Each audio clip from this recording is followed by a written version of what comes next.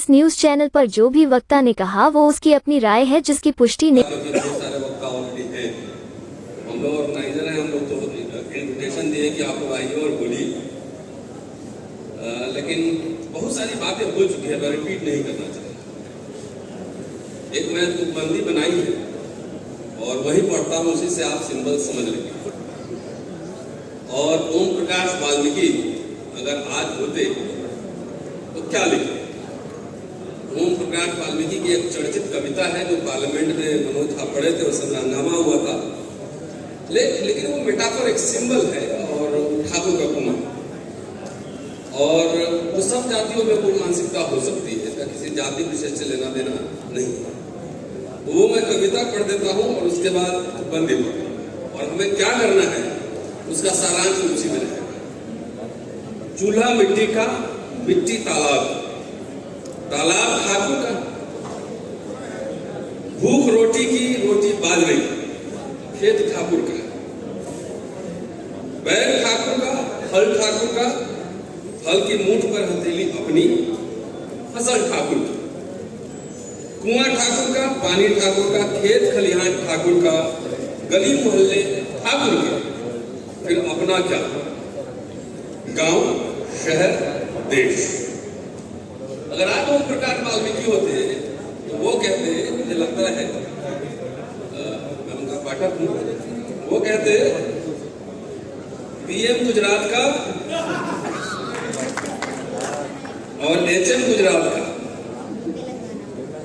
कुल बिहार का और ठेकेदार गुजरात का,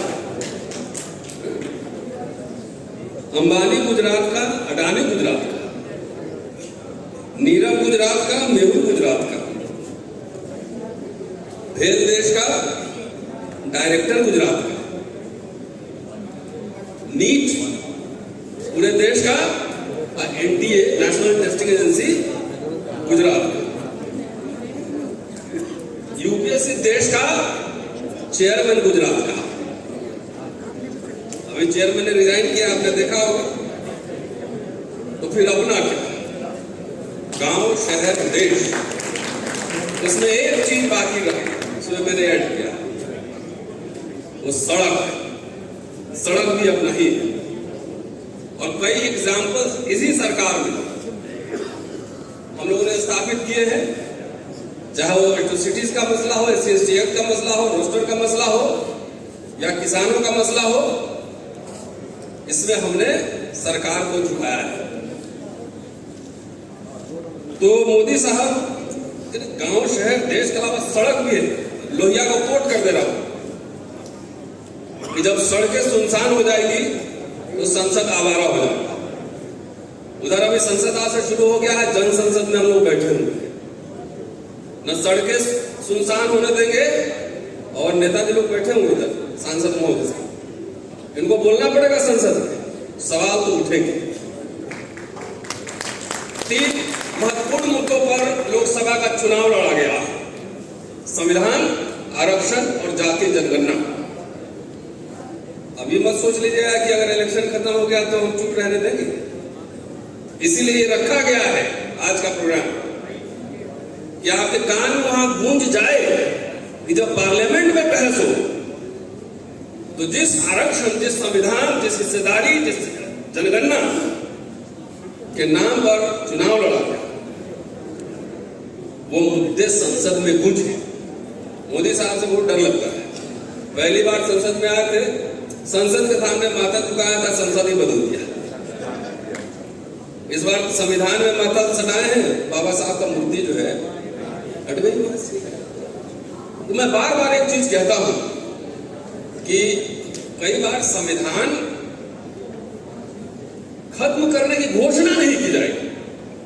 अभी मैंने सुना है कि जो फॉर्मर एमपीज हैं उनको नए संसद भवन में नहीं जाने दिया जा रहा है। सही है सर? सही है। नए संसद भवन में सीआईएसएफ लग गया, इसकी घोषणा हुई कि पुराने सांसद नहीं जाएंगे, लेकिन हो गया, एक ऑफिस ऑर्डर निकला, हो गया। जो संवैधानिक प्रावधान है, उस संवैधानिक प्रावधान को इररिलेवेंट बना देना ही संविधान की हत्या करना है। उस प्रोविजन को ही संविधान की हत्या है। और ये बात रिपीटेडली हम लोग कह रहे हैं। भाई अबाध निजीकरण, अभी अली अनवर साहब ने कहा कि 5,000 करोड़ उधर खर्चा हो गया शादी में, और ये कह रहे हैं कि 85 करोड़ हम दे रहे हैं 5 किलो। भाई ये कोई गर्व की बात नहीं है, शर्म की बात है कि देश की सबसे बड़ी लोकशाही में, दुनिया की सबसे बड़ी लोकशाही में 85 करोड़ का 5 किलो अनाज देना, ये उनके स्वाभिमान के खिलाफ है। वीर सिंह साहब हैं, उन हाथ में किताब लेके बैठे हुए हैं। 1972 में लैंड सीलिंग एक्ट आ गया था। मुझे लगता है कि आज तक जो है ना, जो दलितों को जमीन मिलना चाहिए था, वो जमीन अभी मिला नहीं। ये Haryana ceiling on land holdings act 1972। देखिए, मैं अनरियलिस्टिक सपने नहीं पाता कि देश का प्रधानमंत्री बन जाएंगे तब सारा कुछ सुधार देंगे, सब कुछ होंगे। अम्बेडकर ने ये नहीं पढ़ाया। अम्बेडकर ने राइट्स किस्तों में लिए, मेमोरेंडम देके, बार्गेन करके, डेलीगेशन ले जाके, तमाम। तो हमें इस रूलिंग एलीट से संवाद भी स्थापित करना है। टाइम लीजिए, हमारे सांसद लोग बैठे हुए हैं, ये सोशल एक्टिविस्ट का डेलीगेशन प्राइम मिनिस्टर से मिलेगा और वो कह रहे हैं मैं पिछड़ा हूं। तब पिछड़ा हूं तो एक कमीशन भी तो बनवा दो, कम से कम ये सर्वे भी तो हो जाए, कास्ट सेंसस तो करवा लो। ये नीट का जो घोटाला हो रहा है, यूपीएससी का घोटाला हो रहा है, तो इससे क्या देश में खाली एससी एसटी ओबीसी का घोटाला हो रहा है? जितने युवा हैं 2.5 लाख 4 लाख कोचिंग में फीस देकर पढ़ रहे हैं, पैसे वाले के बच्चे ही हैं, वो भी सवाल भी है उसमें, क्या उनके साथ खिलवाड़ नहीं हो रहा है? इस सवाल का जवाब कौन देगा? और मिनिस्टर कह रहे हैं कि कुछ नहीं हुआ है। तो ये बहुत गंभीर समस्या है। हमें बार बार ये कहते हैं ना कि हम लोग अनरियलिस्टिक ड्रीम्स में सब एक हो जाएंगे। अरे किसी जमाने में सब एक नहीं रहा, कई तरह की धाराएं रही हैं, और धाराओं में से जो आइडियोलॉजिकली बहुत प्रोमिनेंट था वो लीड किया बाबा साहब के जमाने में नहीं थी क्या? ऑनेस्टली अपना काम करते रहिए, लेट द पीपल डिसाइड, जनता सोच लेती है। अरे हम लोग तो कोई संगठन मान लो वैसे नहीं चलाते हैं, लेकिन जब हम लोग बोल रहे हैं, लोग समझ रहे हैं कि नहीं समझ रहे हैं? समझ ही नहीं कि इंडिविजुअल होने के नाते भी हम कम्युनिकेट कर सकते हैं। तो सवाल यह है कि 2 तरह का है काम हमारे पास। जरूरत पड़ेगी तो इस तरह के कॉन्फ्रेंसेस भी होंगे, और एकेडमिक एक्सरसाइज अगर नहीं होगा ना, तो उस समाज का नेता और समाज में निपट का निपट रह जाएगा, क्योंकि एकेडमिक एक्सरसाइज से ही रास्ते निकलते हैं। संवाद, आंदोलन सब साथ साथ चलते रहना चाहिए। शुक्रिया।